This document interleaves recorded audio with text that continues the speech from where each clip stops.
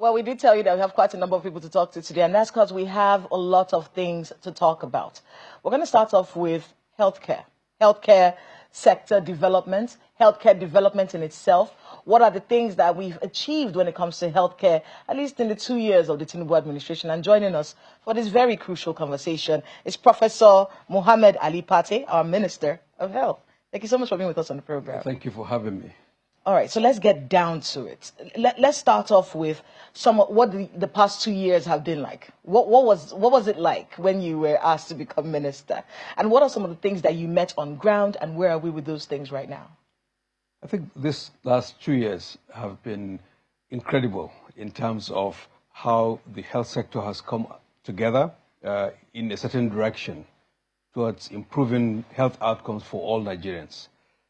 Prior to 2023, prior to this administration, the context was an underinvested, hyper-fragmented, weak infrastructure, challenged with human resources that is moving out of the country, and also distributional issues, as well as a private sector that is large, but very, very fragile. In the last 2 years, under the leadership of this administration, we've seen coherence in terms of the governance of the health sector. The president oversaw the compact where federal government, states, local government, development partners agreed on a common front, defragmenting the sector, orienting it towards the people's needs, be more transparent and more accountable, and allocate more resources, double what it was in 2023. What the health sector at the federal level has been allocated in 2023 is more than twice what it was in 2023. So amazing change in direction led by this president. And speaking of the president, he has a new directive to cover federal workers with life insurance. And I can see that a record number of Nigerians in 2024, this is last year, the NHIS enrolled about 2.4 million. What are some of the things that you can tell us that is being done to provide this protection care for subsidized care for citizens in the health sector? A lot over the last 2 years. With the increase in fiscal space available to government, we've seen expansion of the Basic Healthcare Provision Fund, which provides for the vulnerable groups. And within those resources, hundreds of thousands of poor and vulnerable women, children have been covered through that to get primary healthcare services. But reforming NHIS, working with the state health insurance authorities, they've been able to expand enrollment of health insurance across our country. 4 million people over the last 2 years of this administration. Now, just to put it in context, for almost 25 years of health insurance in Nigeria, there were 16 million when this administration came. Literally less than 1 million a year.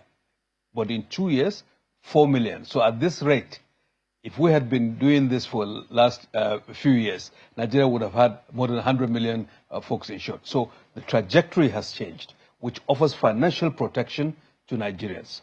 Women and children, women in particular, pregnant women. The emergency obstetric services are covered when delivered in empaneled facilities, more than 100 of them all over Nigeria, where women receive cesarean section and they are reimbursed for it. Fistula repairs.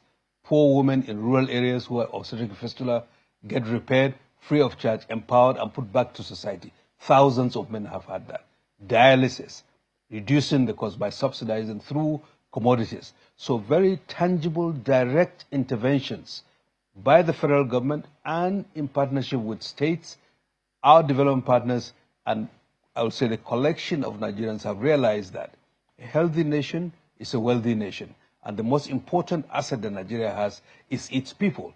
But the people have to survive. The children have to survive. Their mothers have to survive, have to thrive. And so financial protection is a key element of what this administration has been doing. And we've seen remarkable progress over the last 2 years. And that's just the beginning under the leadership of the president. I mean, I want to be able to talk about Medipool, but you did mention something right now about fistula, which is something that a lot of people have had to deal with. It almost felt like this vague part of our medical history in Nigeria, where we didn't quite understand what was going on. We just knew that there were special hospitals, at least growing up in the north. I knew that there were special hospitals that were taking care of girls. And the conversation really about early marriage and early childbirth and how this is affecting a massive number of our population. Yeah. Is that something that's changing? Significantly. Until now, unfortunately, many women who are afflicted by obstetric fistula, when they come to deliver, are on the margins of society. They're invisible. They're rural areas, oftentimes penalized by their families, by their spouses, and society overall.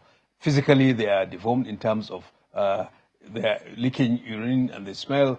All of that means that they are outside, they are marginalized. So we started with that, because when you talk about inclusion, carrying everyone along, you need to start with those who are most marginalized. So by this intervention, through the 17 fistula centers in Nigeria, 17 hospitals with human resources, with capable clinicians, and taking away the cost of that fistula repair, while expanding the training of the clinicians to fix those fistula, we've been able to rehabilitate, to fix, together with all the frontline health workers that are doing the work, integrate these women who've been afflicted by this condition, and show the genuinity of this administration's effort to ensure that we include Nigerians wherever they are, whether they're rural areas, whether they're in urban areas, whether they're poor, whether they're wealthy. That inclusion is so vital, and starting from the periphery, the weakest and the most vulnerable. That's why we're expanding primary health care, expanding the affordability, providing relief for basic services, not ignoring the higher level services at the teaching hospital, but at least to ensure that all facets of society are addressed. That is the thrust of the health policy of this administration. I want to be able to get your thoughts on Medipool. A few weeks ago, you announced that the president has established this new body. But just so we can understand what Medipool is, what is it and what does it do for the Nigerian people? So what is it trying to solve?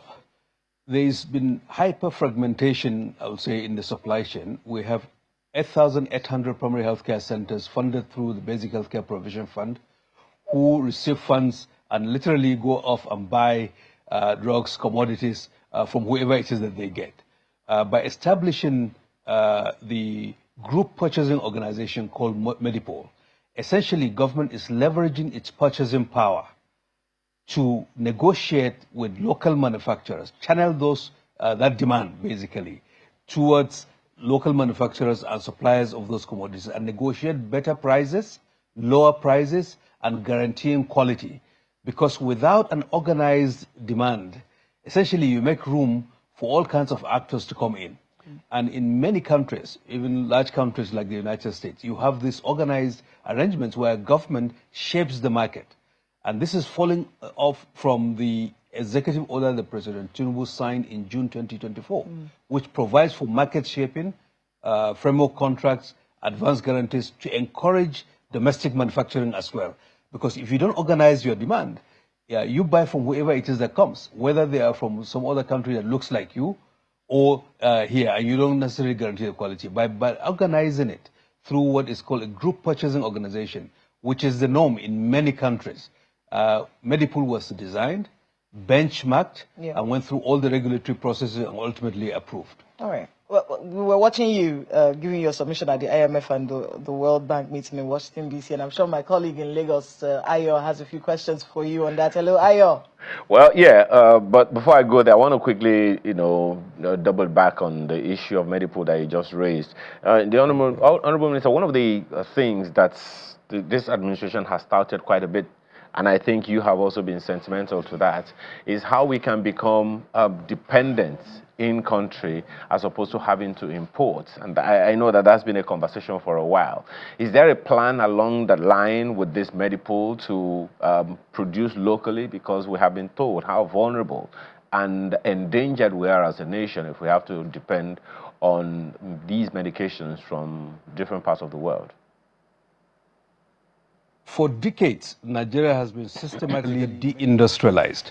We were dependent on imports of the most basic things, generic pharmaceuticals, which we could have produced. Yes, we did have some local manufacturers, but they struggled. Because the policy environment was not structured.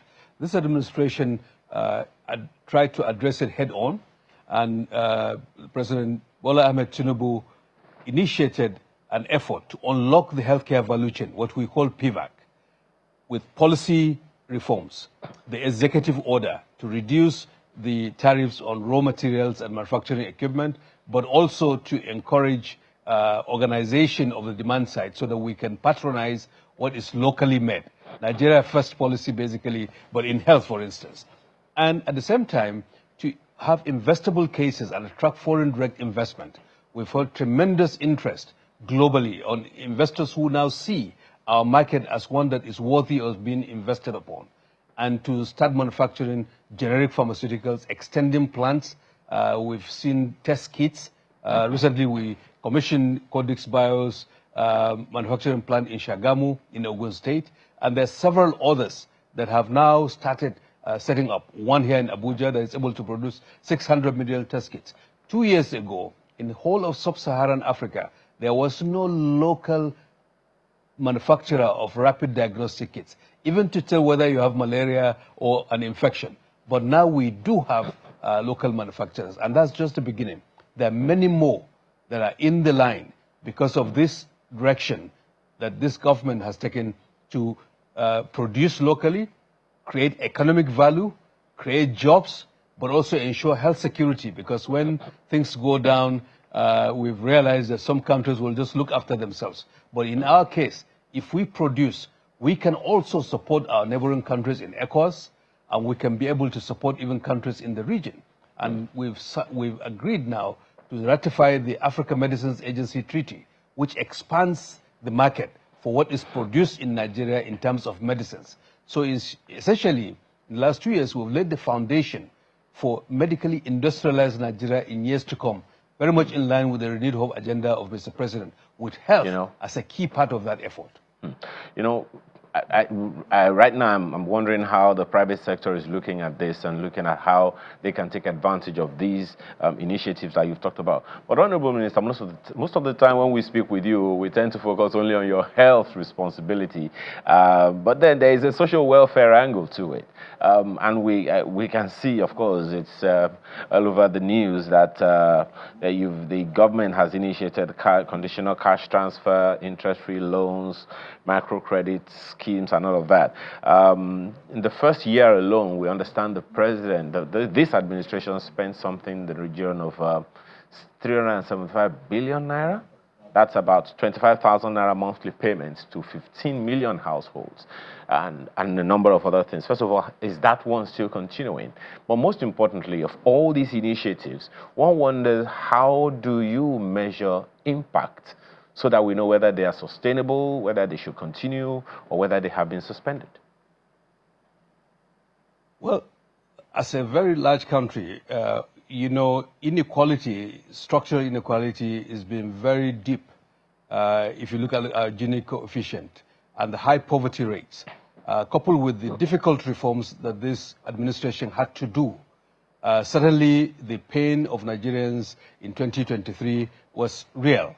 And right off the bat, efforts were done across multiple sectors to see how we address, mitigate the impact, deal with the consequences of the reforms as we get the economy back on track. And those interventions go, of course, beyond health. Health is an element of social protection, but it goes beyond that. A conditional cash transfer through the Ministry of Humanitarian Affairs and Poverty Reduction is one that has been able to reach more households, poorer households, that are targeted with those transfers, that allows them to not only feed but send their kids to school and perhaps even save. But there are other arenas, looking at disability inclusion, for instance, looking at aging, looking at nutrition and food security, looking at efforts in the Women Affairs Ministry to ensure that we protect our children, dealing with issues that bother on the welfare of the population. So the issue of welfare of Nigeria's population is at the core of government's attention. It is multifaceted, and it cannot be put in just one pigeon, whether it's nutrition, whether it's taking care of the elderly, the disabled, the social protection, or even the pensions arena, are part of the ecosystem, the social protection arrangements that Nigeria has. I think we've made tremendous progress. I think over time, and you would see by now, we are not where we were in 2023 when these reforms were at their peak. What the president has been able to do through his bold action was to change the direction, take difficult decisions, but also manage the difficult decisions so that we are now seeing light at the end of the tunnel. In fact, the light is getting brighter every day. I believe that on the street, Nigerians would acknowledge, in fact, that there have been some improvements. In the context of health, for instance, we have had People's Voices survey to ask Nigerians their experiences. And what we've seen is that Nigerians are responding, are feeling more confident, but that is with data that is sampled and that is a survey. By no means 100%. By no means there will be other areas that we will fall short. But at least we've moved forward rather than to stay stagnant. I think that's sort of the response that I will provide to you right now. Well, thank you, Honorable Minister. I'm pretty sure that the person watching us right now and listening to this conversation would have a thing or two to say. So please, feel free to send us an email. The email address is right there in your face. And of course, you can also send us a message on X at Sunrise Daily now. Honorable Minister, to celebrate this May 29, the President put out a statement and talking about revitalization of about 1,000 primary health centers and an upgrade of about 5,500 PHCs. How about collaboration between the federal government and state governments? I ask that because even though, yes, the federal government has some responsibilities in the area of PHCs, but there are those who will tell you straight up, and I'm pretty sure you know that as a health practitioner yourself, that this is supposed to be the function of either the state governments or even the local government administrations. So how is the collaboration going? Are some states aloof? Are the collaborations there? Because it'll be difficult for you at the center to be able to dissipate all of your resources to all 774 local governments in the country. Well, that's the amazing thing that we've seen happen, the defragmentation of the sector. If you recall, the Health Sector Renewal Investment Initiative and the compact that was signed between federal government and all the 36 state governors signed onto that compact, as well as the local governments and our development partners to go in one direction with asks and offers and accountability measures and quarterly performance dialogue. And then the resources were mobilized. So 1,003 primary healthcare centers have been revitalized already. And more than 5,000 are in the process, the various stages of revitalization as we speak, to make them level 2. So they are functional retail outlets. And that is done in very close collaboration with the state governments, with standards in the federal government and the resources that have been mobilized, and accountability, and those are available. In fact, MPHCD has a website that you can be able to track the progress of those revitalization. Mind you, we have tens of thousands of primary healthcare centers in Nigeria, but until now, many have been dilapidated, dysfunctional, and there are still many out there that are yet to be functional. What we are starting from is a low base, but incrementally trying to make them functional so that Nigerians, wherever they are, will be able to receive the most basic services, immunization, antenatal care, safe delivery, treatment of malaria, and then complicated cases get referred to higher level facilities, whether secondary facilities owned by the state governments or tertiary facilities owned by the state governments or the federal government for more complicated cases. So that as a health system, it's a national health system. Health is one area that no one level of government can be able to deal with it. If federal government steps back and says, oh, deal with it at local government, it's Nigerians that will suffer. And the consequences will flow over to the tertiary facility. So we have to work together. And that's what we have been doing. And we're beginning to see the progress in that direction. I want you to talk about the global situation we have when it comes to health financing. How are we adjusting as a people to the fact that we're now having to look inwards for financing for a lot of the things that we had to get funding from the United States? Of course, we can see that position. How are we adjusting to that? Well, last week we were at the World Health Assembly. At the spring... At the World Health Assembly in Geneva. Okay. And Nigeria's delegation, and I think many actors, including parliamentarians, were there. They would have had the wide acclamation for the leadership of President Bola Ahmed Tinubu in this difficult time. Not only here in Nigeria, but what it means for the continent of Africa when there was a change from a major financier in the global health system to a certain direction. Nigeria didn't complain. It stepped back and said, look, we are responsible and we need to address the needs of our population. And the president boldly took action, and in 2025 operation, very rapidly, We saw resources being allocated to start to fill those gaps. Certainly, the gaps will not be filled overnight.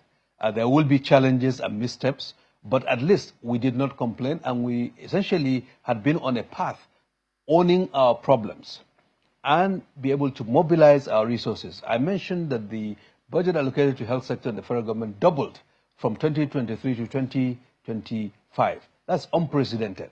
And I think that is recognized, and the president is very committed in terms of addressing the needs of the Nigerian people, and health being one of them.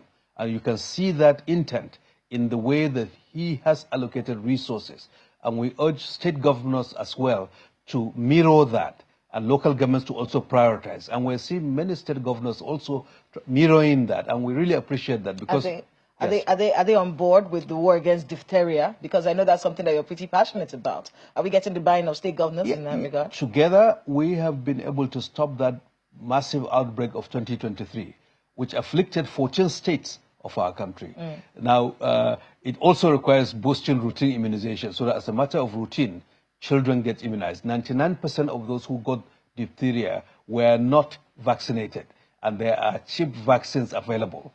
So we have been providing, federal government has been providing those vaccines all across Nigeria, free of charge, and encouraging our population, mobilizing our traditional leaders to ensure that parents immunize their children. But we've been able to stop that outbreak, as well as many other outbreaks, which don't get to the media, but the administration, technical teams have been able to keep a very sharp eye through surveillance, but also early response, so that things don't have to get out of control, whether it's cholera, whether it's meningitis, and whether it's other infectious diseases that we often face, and not only us, our neighbors, to ensure that in the sub-region, we are very sensitive to what is happening in our neighborhood as well. I want to be able to get your thoughts before we let you go. I mean, there's never enough time, Prof, to talk with you about everything in the health sector.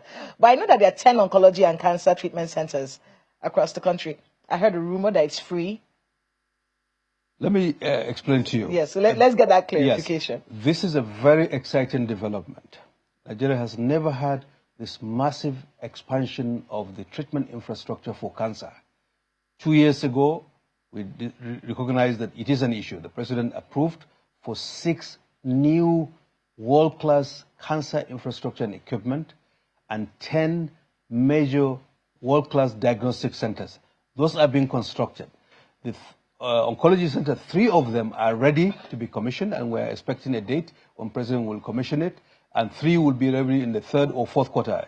Partly because of the foreign exchange issues, we had to adjust in terms of the timelines to ensure that the funds are available to buy. We're buying directly from the manufacturers, and we got discount.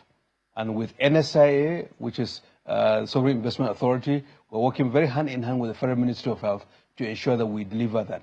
And in 2025, a catastrophic health insurance fund, 20 billion naira, to begin to provide relief for those who are facing catastrophic illnesses, cancers, kidney disease, spinal diseases. We're starting. It's not enough. There is a huge demand out there. Yes. But at least we are starting on a path of transforming our health system to address Nigerians' needs and ensure no one is left behind. Unfortunately, that's why we have to wrap it up, Honorable Minister. Thank you. I want to thank you very much for being with us on the program. Professor Mohammed Ali Pate, Nigeria's Minister of Health. Thank you again. Thank you very much for having me. We have quite a lot to talk about. We'll go on a short break, and when we come back, we'll be looking at the state of our polity. Please stay with us.